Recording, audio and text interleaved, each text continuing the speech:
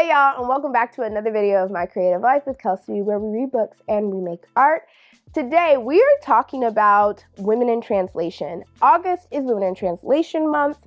As a lot of people are celebrating this month, I personally am not forming my personal August TBR around this month, only because I have found that throughout the year, because of how I read, I inadvertently read plenty of women in translated throughout the year.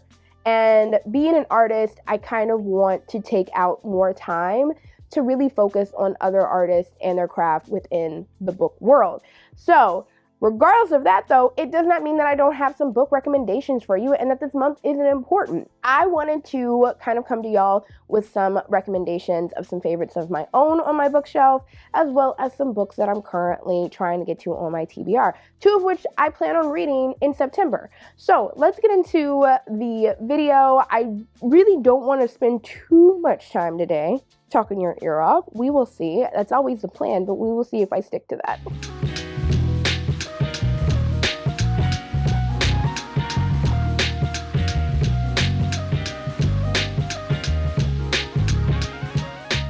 As I mentioned, August is Women in Translation Month. I really wanted to share some things, even though my TBR specifically wasn't focused on that. I did want to still take some time out and give y'all some book recommendations of my favorites, as well as some books that are currently on my TBR. So let's rapid fire through this. I am going to tell y'all who the authors are, but also who translated these novels, because what I have found from reading translated novels is that if the translations are off, you will really lose the essence of the book and why it's so amazing. I have found many times, for instance, The Married Police, that didn't work for me personally, but I don't really feel like that's because of the writing or the plot. I feel like that might have been because of the translation not really doing it for me. But also that could have just been a me problem, because I know plenty of people who love that book. Case in point, the women... what was it? The French one that everybody in the world is, I Who Have Never Known Men. Didn't work for me. Didn't work for me at all. But I'm also wondering if that was a translation thing, because that is a French translated novel. And maybe I was missing connecting the dots there. Who knows? I'm giving some space for maybe that. But I do think that that's an extremely difficult job to do, because cultures and languages are so different from one another. And one word, as somebody who has been on the lifelong journey to become fluent in Spanish, it will happen one day, y'all. One of these days, I swear I will be fluent. But what I have learned is that you can't simply just go apples to apples. You can't just translate a word into, oh, this is what it means in English. Yeah, but it could also be that, like, culturally, emotionally, that's actually still not the right word. Like, while you're saying, oh, this means love, actually it means enamored, it means obsessed with, it means all of these different things. So it's the translator's job to take that essence of the novel and figure out how to, without ruining or rewriting the book itself, translate it into a language where the new person experiencing this book will still understand the emotion, the thought, the metaphor, all of that was in the original document. And I think that that's amazing. I think that they deserve their flowers, because that is a very hard thing to do. And when it's not done right, an amazing book can suffer because of it. I just wanted to give that little shout out before I went into these novels. Let's get into them. To start off, this is one that I have recommended over and over and over again since March, and it's because this book is more important than ever with everything that we are currently experiencing in the US. Just to understand what a lot of these women, a lot of people are experiencing in these countries, and that is Reservoir Bitches. I love this book. Honestly, it'll probably be my top 5 book of the year. I don't think it'll be my number 1, but I do think for sure it's sitting in the top 5 with good company. I still am so amazed by this book. I'm amazed by the heartbreak. I'm amazed by the heart, the emotion, all of that is in this book.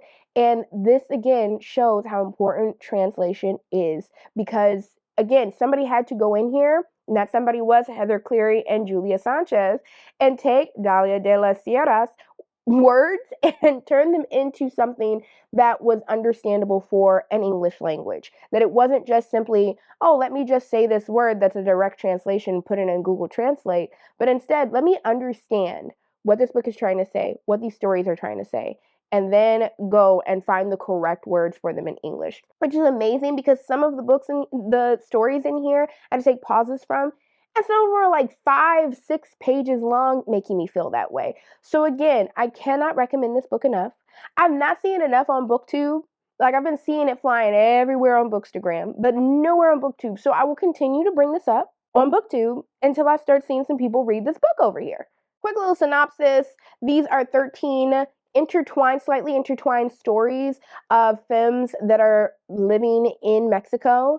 Other than slight connections here and there, they're not necessarily fully connected, so don't expect that. And it's not a huge portion of the novel. Really, what this is to do is to really show you some of the experiences that is in the ecosystem that is Mexico as a society. I think that a lot of people have one way of thinking that life may be day to day for women in Mexico, and it's not. It's many different shades of many different things, both struggle and luxury, both complicated colorism as well as femicide, trans femicide, queerness, all of these different things that are in here. From the beginning, you are rocked. So I cannot say enough that there are plenty of trigger warnings on here, that every single person I've told to go out and read this book has come back and gone, thank you for telling me to read this book. So I will also sit here and go, thank you to Ashley from Coffee and Cuentos. Go follow her on Instagram for having this as her book club pick in March. I was looking to read this, but it was because of her suggestion earlier on in the year that I even picked this up in the first place, and I cannot thank her enough because honestly, again, this is going to be top 5 for me for this year. The next recommendation that I have is one from an author that is really talked about quite a bit during Women in Translation Month, but it's one of her lesser known books in my opinion, and that's Samantha Schweblin. I think that people are constantly talking about Fever Dream. And for me, Fever Dream really didn't work. I think that it was just too poetic. As we know, I'm not one for the poetics. Wonderful, beautiful writing, beautiful gowns, beautiful gowns. But the stories within Little Lies, absolutely loved it. This was before I was really getting into weird lit. This was like my baby steps where I was kind of doing just some weird, like unsettling science fiction here and there. Little Lies has to do with this Furby type of product. It's not even a future. We already have this type of technology out there. It's just been created and available. And it was first made available to connect people. That you would have a Furby and somebody else would have the controls. And that you could talk or see or communicate with that person through said Furby. Now, here's the problem. Humans and our messed up minds. Because, of course, humans couldn't just use it for that. We had to sit there and use it for messed up stuff. So there are plenty of stories in here on where the human condition gets in the way of technology. And honestly, it's a conversation of surveillance. It's a conversation of whether surveillance is any good or is it bad. Is technology like this harmful or helpful? There are many stories in here where you are completely going, that was disgusting. And there are some stories in here where you're going, oh, I'm so happy that they had that. And it's strange because I think that this is really a study on the idea of what technology is and why do we continue to take it as far as we do, knowing that there's plenty of evidence showing that humans can't handle it. Well, there's also plenty of evidence where it's a necessity as well. So there's no in-between point. And I think that Little Lies does that in a very weird, unsettling, satisfying type of way. I don't think that they talk about this book enough. I think that Fever Dream ends up getting a lot of the spotlight for this author, as well as some of her other books. But I personally loved Little Lies, and I constantly want to recommend it to other people. This was translated by Megan McDowell, who I think did an amazing job of translating Schweblin's words into something that was gutting, absolutely haunting. You can't look away. That was a quote by NPR, and I think that it was completely correct. Another translated novel that I absolutely love and I'm constantly recommending is The Vegetarian by Han Kang. So I feel like I'm kind of on an apology tour with this book. That's why I keep on recommending it, because I did not understand it fully when I read it for the Midnight Society for Reading Riley's book club. I think that I was like cool with it. I was like, it's fine. It wasn't a waste of time. I did like it. And this is also why if I kind of hit something at a 3, it's still a win for me, because I promise you, more times than not, I will sit there with the book and go, oh, wait, I think I missed something. And that's what happened with this. I think that when I first read it, I was so focused on why do we need to learn about these men in her life? They suck. Why are we writing about them? All of them are crazy. I want to hear more about the main character. When that was the point, that her family and these men and everything were so controlling over this very small thing that was inconsequential, that eventually she just disassociates, and that's what she wants you to not pay attention to her anymore. She's tired of getting the attention. She didn't want it in the first place. You're supposed to be upset at these things because you're also supposed to be paying attention to the fact that, yeah, you no longer are like worried about what she's doing because she's no longer doing anything anymore. She's shut down. She's disassociated. This is such a great study of body autonomy and tricks you into doing exactly what her family's doing, which is constantly focusing and talking about the men in her lives and what they're doing and how does it affect her and all of that, instead of focusing anything on her, because the entire book is not from her point of view. The entire book, for the most part, you aren't really hearing much of what she's doing, especially, I think you get through the first like couple of chapters hearing about how she got to where she was, and that's basically it. The rest of it's from her sister, from her brother-in-law, from all these other, her husband, all these other places that are not her, and it's because she's non-consequential to the conversation after they lock her up. I love that. I love that I finally understood that. I highly recommend this book, and this is a huge apology for me sitting there and calling it lackluster when I first read it.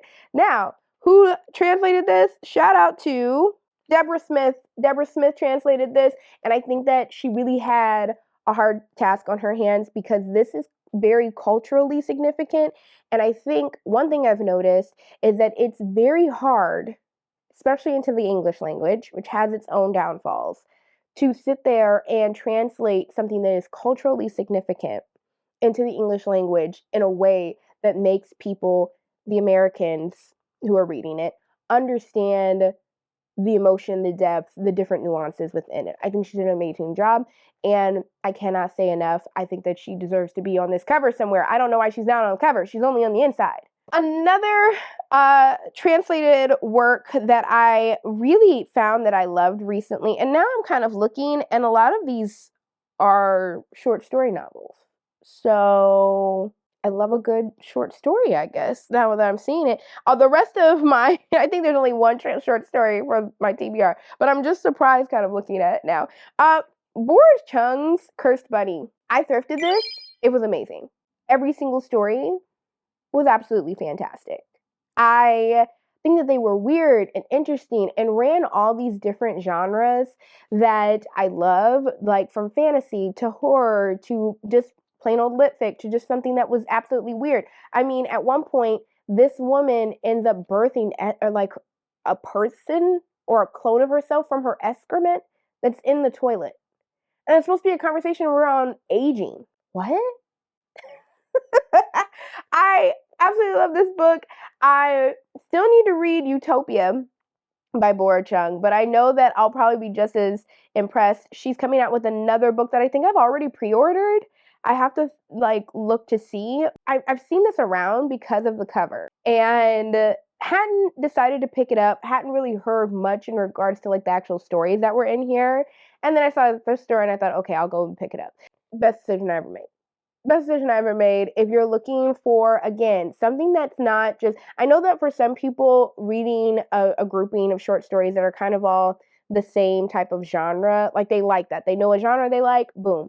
Me, I like to jump around a lot. And I found that short story collections that I really love end up being something that mixes a lot of different genres and kind of keeps me engaged throughout.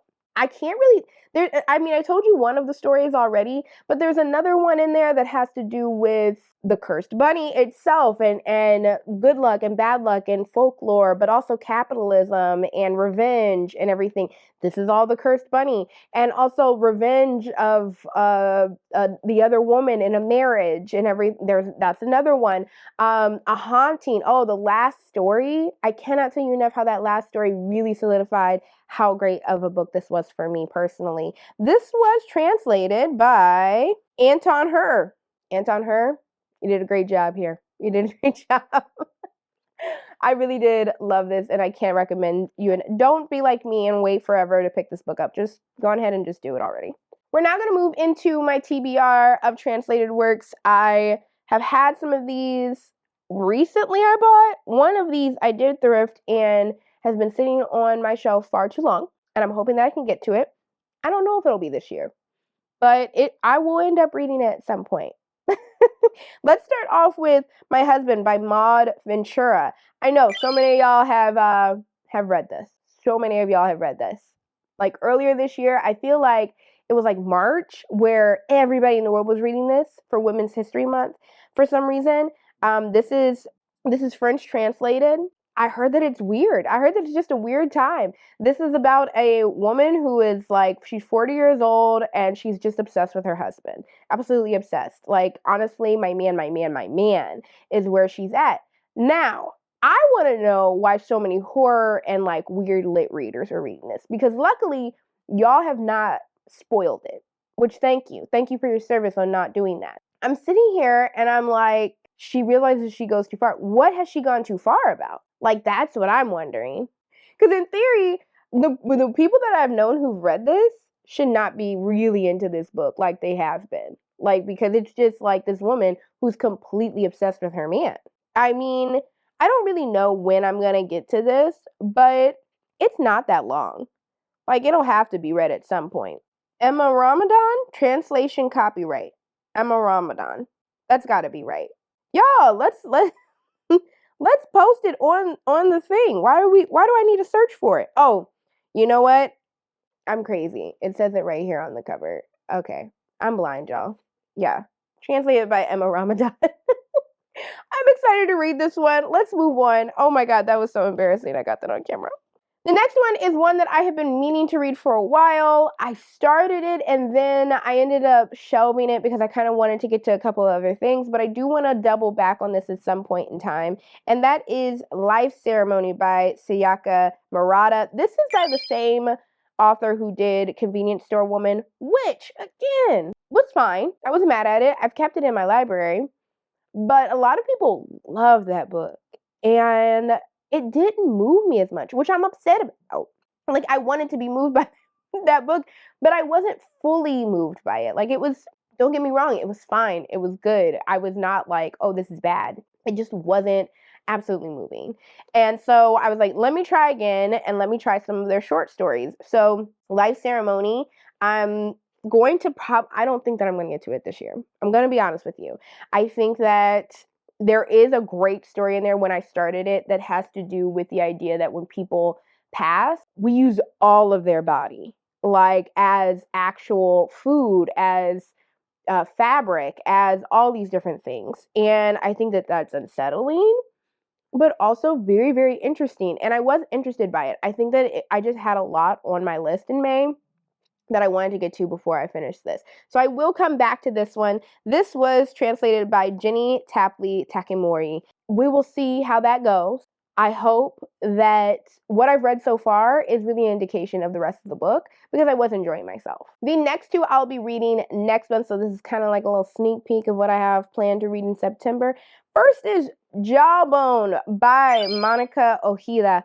I am looking forward to this. One, because I am tired of not having read any of her work when that's all anybody can ever talk about.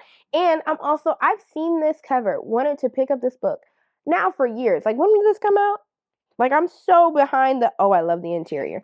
I'm so behind on reading this. This came out, 2017, but it was translated in 2022. So more than likely, so it was 2022. That's 3 years. It's been out 3 years. And this, along with Nefando, I forget how to say it properly, but I know that one's a rough one, but I want to read that one at some point. I know that a lot of people said start off with this because that one is just disgusting.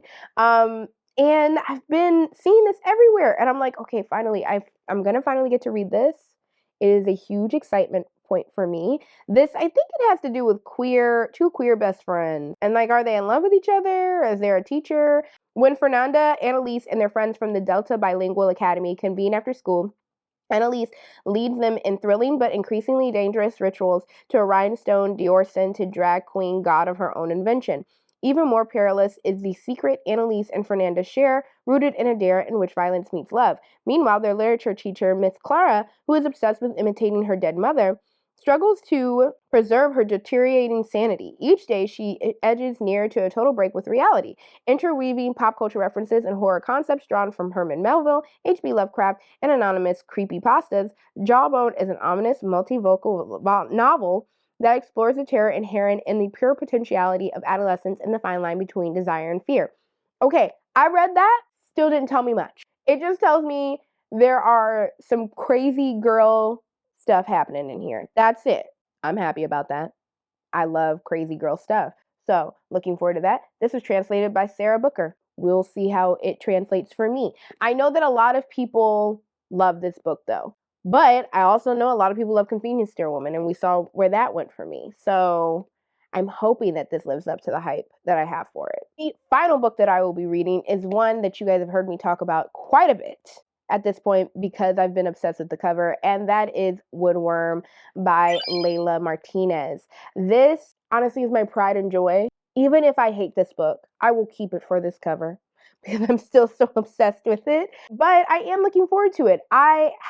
Again, Ashley over at Coffee and Cuentos is the one who recommended this one, and ever since I've been meaning to pick it up. I saw this edition, figured out this year is the year that I'm reading it.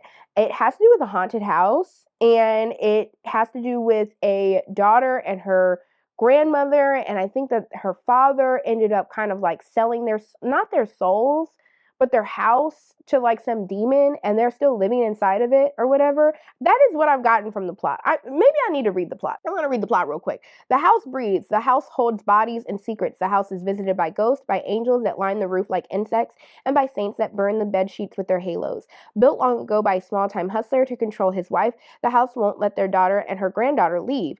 When the mysterious disappearance of a boy draws unwanted attention, these two shut-ins, are they witches or are they simply enraged? Combine forces with the spirits that haunt them in pursuit of something that resembles justice. In this lush translation by Sophie Hughes and Annie McDermott, Layla Martinez's eerie debut novel is class-conscious horror that drags generations of monsters into the sun. Doesn't that sound amazing? Like, it just sounds great. And I'm currently reading White is for Witching, which I think has to do with a haunted. I'm only a couple of pages in, y'all. But I have found that I do like haunted stories, but more so haunted stories that are very much focused on like family haunting type of things. I think this is actually a haunting, not like Model Home was, where it was like a metaphor and allegory. But I also think that there are some allegories to the haunting of family issues. I don't know why I had like the father thing in here. I don't know. But it is very short. Text is very small, and it's not a thick book to begin with. So I am looking forward to finally getting to this next month.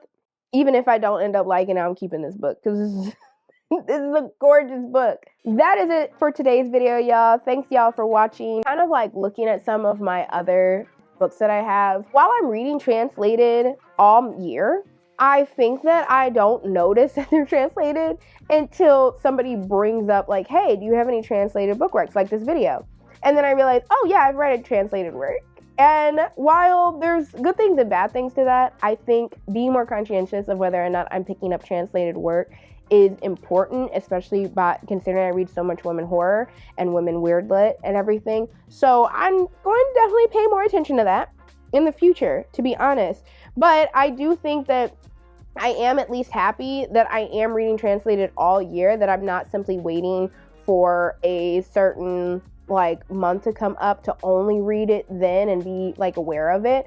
And I think that that's because if a plot's good, you know? And I think that's why I've read so many things that are translated, but I didn't realize that they were until like I've been prompted with reading whether or not it's translated. So thanks y'all for watching. I really do recommend all of these books. I can't wait to tell y'all about the ones that are on my TBR, especially the 2 that I have planned for next month. I have a really great TBR set up for September, and I'm really excited to get to it. If you like today's video, please like down below, as well as subscribe if you're into any of the genres that I brought up today. I am looking forward to also doing another couple of book videos that are focused on like book covers and everything this month. I'm really excited about that. So please subscribe down below if that interests you whatsoever.